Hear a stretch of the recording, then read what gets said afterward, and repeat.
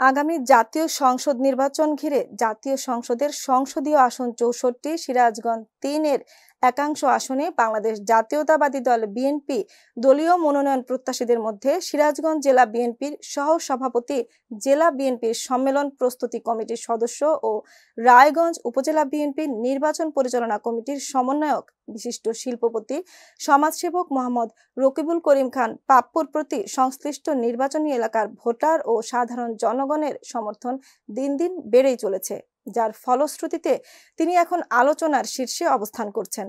রকিবুল করিম খান পাপ্পু অনেক আগে থেকে রাজনীতিতে ব্যাপক পরিচিত এবং কর্মী ও জনবান্ধব নেতা।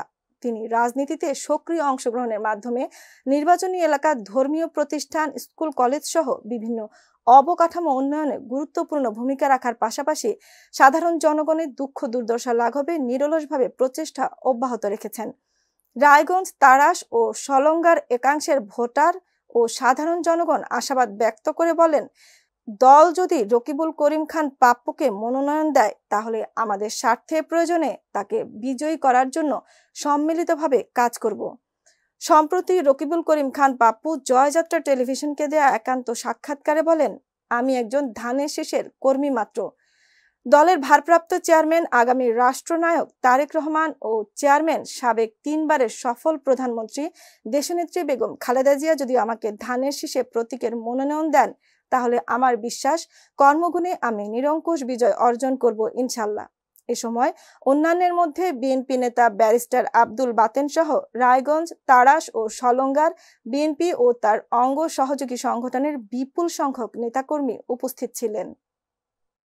পক্ষ থেকে আমার দুর্বা বিদেশের থেকে একটি 4-5 ইন্ডাস্ট্রি বানাবো, মিনিমাম 8-10 লোকের আমি কর্মসংস্থান করতে পারি, তারা পরিবেশটা এখানে থেকে কাজ করতে পারে, এটা আমার ইচ্ছা।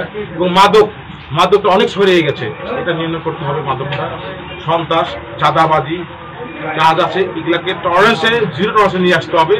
মানে একটা মানুষ রাত 2টার সময় বেরোলে বলতে পারে আমি নিশ্চিত ঘরে ঢুকতে পারবো, আমার রাত 2টার সময় বেরোতে আমার কোনো ভয় নাই। আমাদের এখানে এত আমরা আইনগতভাবে এত আমরা স্ট্রিক্ট ভাবে এখানে আমরা পরিচালনা করতে পারি। এবং থানা, পুলিশ, আর্মি, বিডিআর যারা আছেন তাদেরকে আমরা সহযোগিতা করবো, তারা আমাদের সহযোগিতা করবে এই মানুষকে প্রোটেক্ট করার জন্য, রাস্তাঘাট যা আছে উন্নয়ন করার জন্য। যেসব কৃষকদের আছে তাদের র মেটেরিয়ালস গুলো যে বিক্রি করে ডিরেক্ট দালাল মুক্ত করে ডিরেক্ট গভর্নমেন্টের সাথে সরাসরি যুক্ত করতে পারে, কারণ সঠিক মূল্য পায়। সবকিছু নিয়ে আমরা চেষ্টা করব সুন্দর একটা 3 জনে একটা সুন্দর একটা জায়গা করে তারা সায়গন সরকার সুন্দর জায়গা তৈরি করি, মাত্র চলতে যে আমরা এলাকার ভোটার আমরা এবং বাংলাদেশে একটা ভালো জায়গায় আমরা বসবাস করছি, সব আদর্শ নির্বাচন এটা সবাই বলতে পারে। বাপু ভাইয়ের ভয় নাই, রাজপথ ছাড়ি নাই, বাপু ভাইয়ের ভয় নাই, বাপে বলে রে জিয়া নাই, জিয়া বাংলায় এই এলাকার উন্নয়ন, বাপু ভাইয়ের 2 নয়ন, বাপু ভাইয়ের 2 নয়ন, এই এলাকার উন্নয়ন, এই এলাকার উন্নয়ন, বাপু ভাইয়ের 2 নয়ন, বাপু ভাইয়ের 2 নয়ন, এই এলাকা। মানুষ মানুষের জন্য, জীবন জীবনের জন্য, অসহায় ও অসুস্থ মানুষের পাশে দাঁড়িয়ে যারা নিজেকে উৎসর্গ করছেন তাদের কাছে যেন ছুটে যান ভুক্তভোগী মানুষ।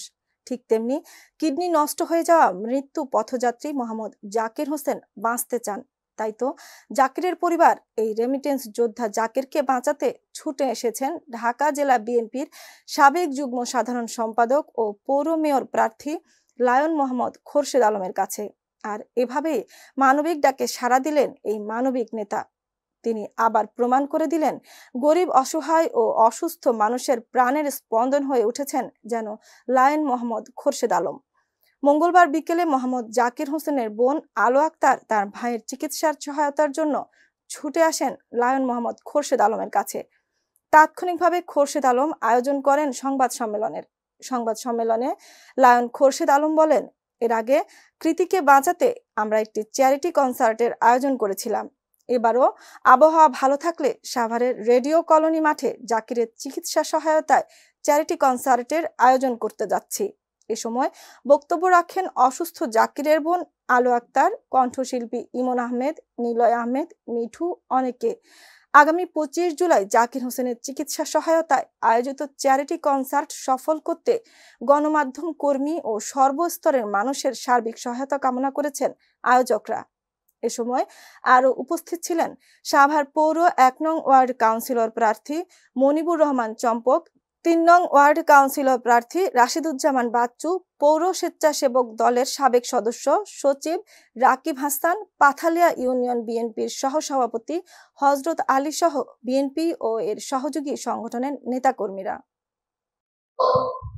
আমাদের মাধ্যমে সাভারবাসীর মাধ্যমে তাদের যে চিকিৎসাতে যে অর্থটা প্রয়োজন সেই অর্থটা যাতে আমাদের কাছ থেকে আমরা যাতে সংগ্রহ করে নিতে পারি এবং এই টাকায় যেন আল্লাহ এই জাকির হোসেনকে সুস্থ করে এই বোনদের কাছে ফিরে যায়, আমি সেই কামনা করি। সাভারবাসী সেই দোয়া চাই। ধন্যবাদ সবাইকে। আসসালামু আলাইকুম।